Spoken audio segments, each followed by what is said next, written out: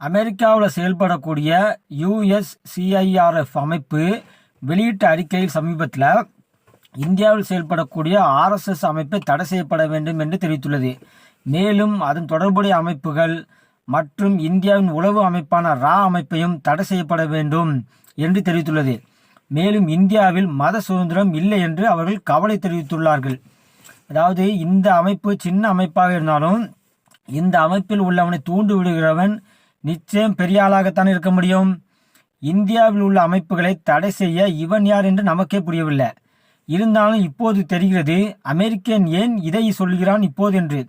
அதாவது யுக்ரைன் சோஸ்திர உளவாளி ஒருத்தனும் அமெரிக்க ஒரு சோஸ்திர உளவாளியும் தடை செய்யப்பட்ட மிசோரம் பகுதியில் நுழைந்தது மட்டுமில்லாமல் சோஸ்திர பிரிவினவாத பயங்கரவாதிகளுக்கு பயங்கரவாத பயிற்சியும் கொடுத்து வந்தது தெரிய வந்தது சமீபத்தில். இதில் சிக்கியுள்ள 6 யுக்ரைன் சோஸ்திர உளவாளிகளும் ஒரு அமெரிக்க சோஸ்திர உளவாளியும் தேசிய புலனாய்வால் கைது செய்யப்பட்டு தற்போது கஸ்டடியில் இருக்கிறார்கள். இவர்கள் கைது செய்ய பிறகுதான் இந்தியாவில் செயல்படக்கூடிய ஆர்எஸ்எஸ்ஐ தடை பண்ண வேண்டும், ராவையும் தடை பண்ண வேண்டும் என்று அமெரிக்கன் கொந்தளிக்கிறான். அதாவது வடகிழக்கில் சோஸ்திர பிரிவினையை அமெரிக்கா பல காலமாக தூண்டி வருகிறது. இந்த வடகிழக்கு சோஸ்திர பிரிவினைவாதத்தை முன்னின்று நடத்துவது அமெரிக்கா ஜார்ஜ் புஷின் மனைவி. இதற்கு சீனாவும் உடந்தை என்றாலும் 2014 மோடிஜி வந்ததிலிருந்து இந்த சோஸ்திர பயங்கரவாதிகளுக்கு கெட்ட காலம் ஆரம்பமானது. ஒவ்வொரு நபர்களாக போட்டு தள்ளுகிறது மத்திய அரசு. போது இந்த அறிக்கை ஒருதலை பட்சமானதும் அரசியல் நோக்கத்துடன் உருவாக்கப்பட்டதுமானது என தெரிவித்துள்ளது இந்திய வெளியுறவுத்துறை அமைச்சகம். அதே நேரத்தில் அமெரிக்காவில் இந்தியர்களும் இந்து கோயில்களும் எதிர்கொள்ளும் பிரச்சனைகள் குறித்து கவனம் செலுத்த வேண்டும் எனவும் இந்தியா வலியுறுத்தியுள்ளது. இந்த வார்த்தைகளை இந்தியா கூறியதில் ஒரு வரலாறே உண்டு. அதாவது இந்த அமைப்பு 2 வருடங்களுக்கு முன்னால் செய்ததையும் நினைவு கூறும். அதாவது இந்த அமைப்பு மூலமாக அமெரிக்கா உச்ச நீதிமன்றத்தில் ஒரு வழக்கு தாக்கல் செய்யப்பட்டது. அது என்னவென்றால் அமெரிக்காவில் இருக்கும் இஸ்கான் என்ற அமைப்பை தடை செய்ய வேண்டும் என்று அவர் தெரிவித்தது இந்த அமைப்பு கோர்ட்டில்.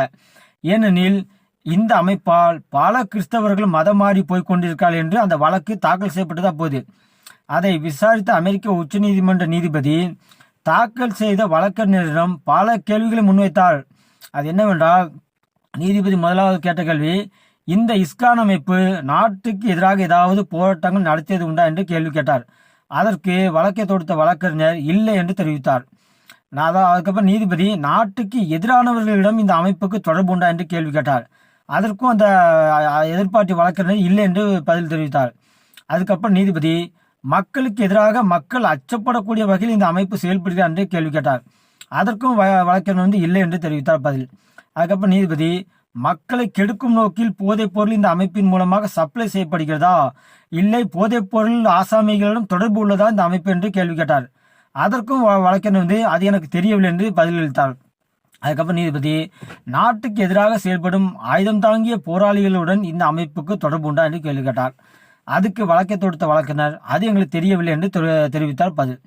அதுக்கப்புறம் இந்த அமைப்புக்கு வெளிநாடுகளில் இருந்து பணம் வருகிறது போன்று அந்நிய செலவாணி மோசடி என்று ஏதாவது உள்ளதா, அதற்கு ஆதாரம் காட்ட முடியுமா என்று கேள்வி கேட்டார்.